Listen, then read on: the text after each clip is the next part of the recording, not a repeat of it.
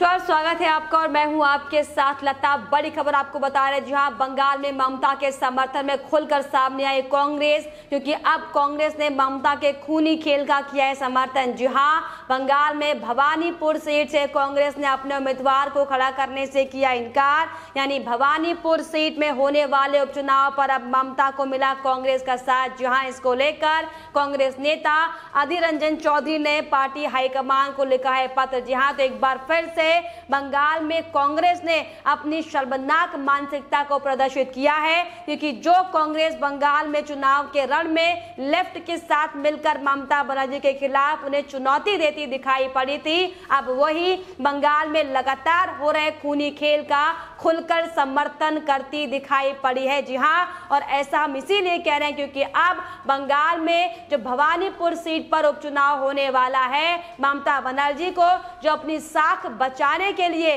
6 महीने के अंदर विधायकी का जो चुनाव लड़ना है, इसको लेकर अब कांग्रेस के नेताओं ने ममता के खिलाफ अपना उम्मीदवार खड़ा करने से इनकार कर दिया है, जो कि साफ तौर पर दर्शाता है कि अब सीधे तौर पर अब खुले तौर पर कांग्रेस पार्टी के नेता ममता बनर्जी का समर्थन करते दिखाई पड़ रहे हैं। जी हाँ, इसको लेकर आपको बताते चले कि कांग्रेस पार्टी के नेताओं ने चुनावी घमासान के से पहले ही अपने घुटने टेक दिए हैं और खुद को इस चुनाव से अलग करते हुए ममता बनर्जी का समर्थन करने की बात कही है। जी हाँ, हालांकि दरअसल ममता बनर्जी को अपनी साख बचाने के लिए 6 महीने के अंदर विधानसभा की सदस्यता लेनी है, जिसको लेकर बहुत जल्द बंगाल में उपचुनाव होने वाला है। और इसको लेकर हमने आपको रिपोर्ट भी दिखाई थी कि कैसे भवानीपुर विधानसभा सीट से टीएमसी के विधायक ने अपना इस्तीफा दिया था, जिसके बाद अब ममता बनर्जी इस सीट से चुनाव लड़ने की तैयारी में है, ताकि वो ये सपने देख रहे हैं कि अगर वो इस सीट से चुनाव जीत जाती हैं तो उनका जो मुख्यमंत्री का पद है वो बरकरार रहेगा। हालांकि इसको लेकर जिस कांग्रेस पार्टी के नेताओं को अपने वर्चस्व की लड़ाई यहाँ पर लड़नी चाहिए थी, एक बार जो मौका कांग्रेस पार्टी को फिर से मिल रहा था उस पर प्रूफ करने का जो काम करना चाहिए था, लेकिन कांग्रेस पार्टी के नेताओं ने साफ तौर पर घुटने टेकते हुए यहाँ पर ममता बनर्जी का समर्थन करने का बात कही है। और इसको लेकर कांग्रेस के नेता अधीर रंजन चौधरी ने पार्टी हाईकमान को पत्र लिखा है, जिसमें साफ तौर पर यह कहा गया है कि मुख्यमंत्री के खिलाफ कोई भी उम्मीदवार उतारने की जरूरत नहीं है। जी हाँ, कांग्रेस ने यह भी साफ तौर पर कहा है कि ममता बनर्जी ने बहुमत के साथ सरकार बंगाल में बनाई है और बहुमत की सरकार की मुख्यमंत्री विधानसभा चुनाव लड़ रही हैं, और इसीलिए हम उनके खिलाफ उम्मीदवार उतारना जरूरी नहीं समझते और उनके खिलाफ उम्मीदवार उतारना सही नहीं होगा। तो देखिए किस तरीके से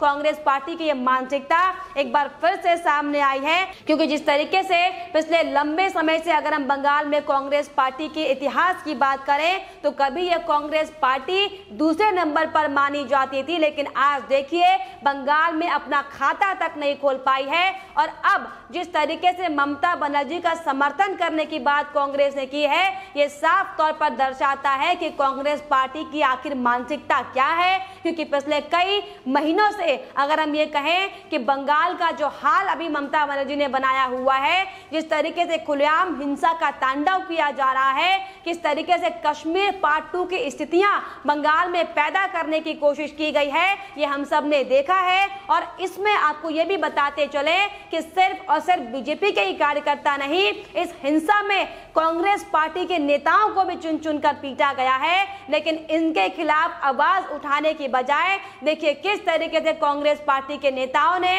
अपनी मानसिकता दिखाई है। जहां पर ममता बनर्जी के खिलाफ आवाज उठानी चाहिए थी, तो वहां पर अब ममता बनर्जी का खुलेआम इस खूनी खेला के समर्थन में करते हुए कांग्रेस पार्टी के नेता दिखाई पड़ रहे हैं। क्योंकि अगर हम कांग्रेस के इतिहास की बात करें, कांग्रेस के वर्चस्व की बात करें, तो अगर पिछले 2016 में पार्टी के पास 44 विधायक थे, लेकिन इनमें से आधे टीएमसी और अन्य दलों में चले गए थे, जिसके बाद इनकी संख्या घटकर 22 हो गई थी। लेकिन जिस तरीके से बंगाल के रण में जो करारी हार का सामना यहाँ पर कांग्रेस पार्टी को करना पड़ा था, ये हम सब ने देखा था कि कैसे जीरो के आंकड़े पे कांग्रेस पार्टी बंगाल में जो कभी दूसरे नंबर की पार्टी कही जाती थी आकर खड़ी हो गई है। दरअसल ये सिर्फ और सिर्फ कांग्रेस पार्टी की खुद की ही उपज है, उसी का कड़ा धरा है। क्योंकि लगातार जिस तरीके से दोहरी राजनीति कांग्रेस पार्टी के नेता करते हैं, ये इसी का बड़ा परिणाम था कि बंगाल में बंगाल वासियों ने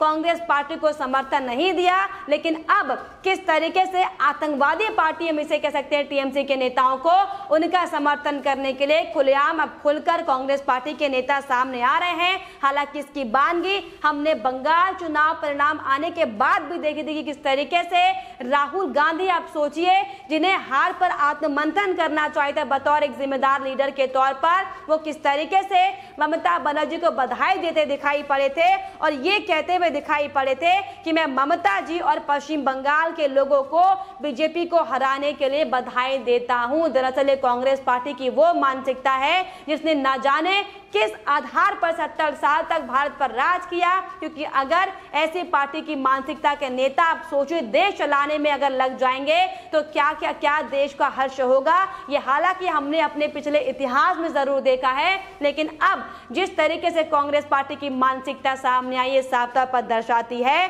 कि किस तरीके से बंगाल में हिंसा करने वालों के साथ अब खुलकर कांग्रेस पार्टी के नेता सामने आ रहे हैं। ये दर्शाती है दरअसल ये सिर्फ और सिर्फ सारे नेता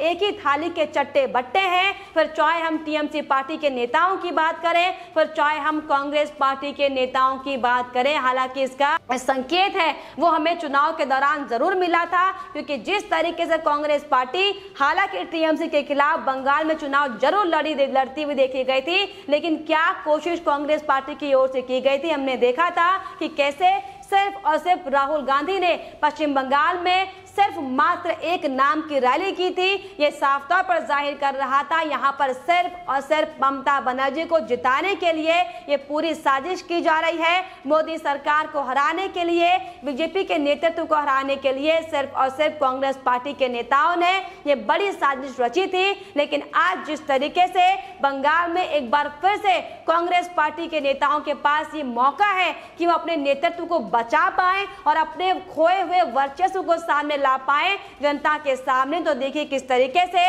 अब इन्हीं कांग्रेस पार्टी के नेताओं ने कैसे अपने घुटने ममता बनर्जी के सामने टेक दिए हैं। पार्टी पूरी तरीके से धराशायी हो चुकी है, क्योंकि अब साफ तौर पर भवानीपुर सीट में कांग्रेस पार्टी के नेताओं ने अपने उम्मीदवार को खड़ा करने से इनकार कर दिया। हालांकि इसको लेकर कांग्रेस पार्टी के सहयोगी दल लगातार इस पर आपत्ति जता रहे हैं और उनका यह साफ तौर पर कहना है कि इस पर मिलकर विचार विमर्श करने की जरूरत है। जी हां, कांग्रेस और गठबंधन में शामिल किसी भी दल के भवानीपुर सीट पर प्रत्याशी नहीं उतारने पर वहां भाजपा मुख्य प्रतिद्वंदी के तौर पर उभरेगी। और इसी को लेकर अब आपको बता दें कि जो अन्य वाम दल है वो कांग्रेस पार्टी से लगातार नाराज दरअसल दिखाई पड़ रहे हैं, क्योंकि उनका ये कहना है कि जिस तरीके से कांग्रेस पार्टी के नेताओं ने जो खुले तौर पर ममता बनर्जी का समर्थन किया है, इसको लेकर अभी हमें मिलजुल कर बात करनी होगी और आगे क्या राय मशवरा होगा ये फिलहाल आने वाला वक्त बताएगा। लेकिन इन तमाम मुद्दों के बीच में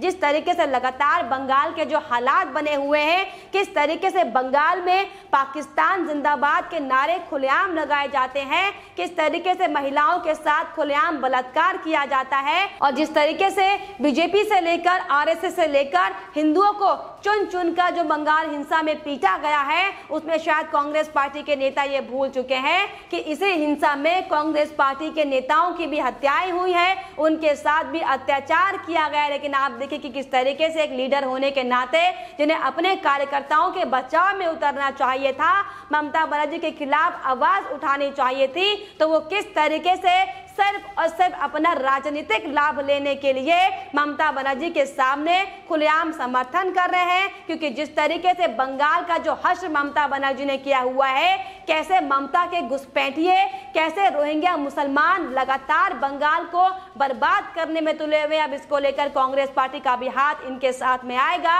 और अब साफ तौर पर यह कहना लाजमी है कि ऐसे हालत में अब टीएमसी और कांग्रेस पार्टी के नेता मिलकर बंगाल को बर्बाद बात करेंगे, लेकिन आपको ये भी अपडेट हम लगातार दे रहे हैं कि जो बंगाल की स्थितियां लगातार बनी हुई है, जो दयनीय हालात बंगाल के हो रहे हैं, जिस तरीके से एक के बाद एक उग्र गतिविधियां टीएमसी के गुंडों की ओर से की जा रही है, इस पर बहुत जल्द विराम लगने वाला है। क्योंकि लगातार अब ये मांगे उठ रही हैं कि बंगाल में जल्द से जल्द राष्ट्रपति शासन लगाना बेहद जरूरी है, क्योंकि अब जो स्थितियां हैं वो बद से बदतर होती जा रही है। लेकिन आपको बताते चले, ऐसे वक्त में इस कांग्रेस पार्टी को जो लगातार देश का प्रतिनिधित्व करने की बात कहती है, उसे इस पर सवाल खड़े करने चाहिए थे, लोकतंत्र की हत्या के खिलाफ आवाज उठानी चाहिए थी। तो देखिए किस तरीके से अब खुलेआम कांग्रेस पार्टी के नेता ममता बनर्जी का समर्थन करते हुए दिखाई पड़ रहे हैं, जो कि साफ तौर पर दिखाता है कि कांग्रेस पार्टी की मानसिकता भी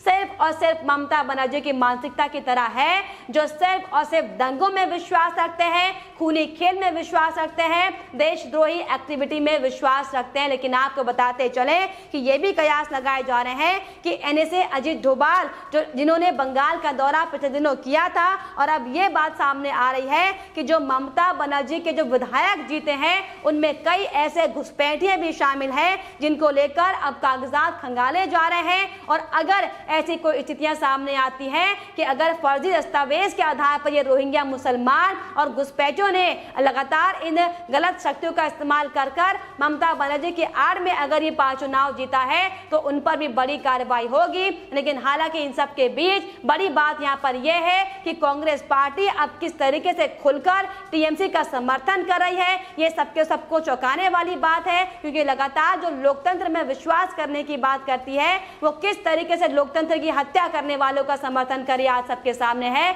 लेकिन इसको लेकर आपको बताते चले, ये बड़ी बात है कि अब इन तमाम गतिविधियों को लेकर राहुल गांधी से लेकर सोनिया गांधी इस पर क्या प्रतिक्रिया देंगे और क्या कुछ अपडेट नया इसको लेकर आता है, इसके लिए आप हमारे साथ जुड़े रहिए। और इस पूरी खबर को लेकर आपकी क्या कुछ राय है हमें कमेंट बॉक्स में जरूर लिखिएगा। साथ ही साथ हमारे चैनल को सब्सक्राइब करना भी ना भूलें।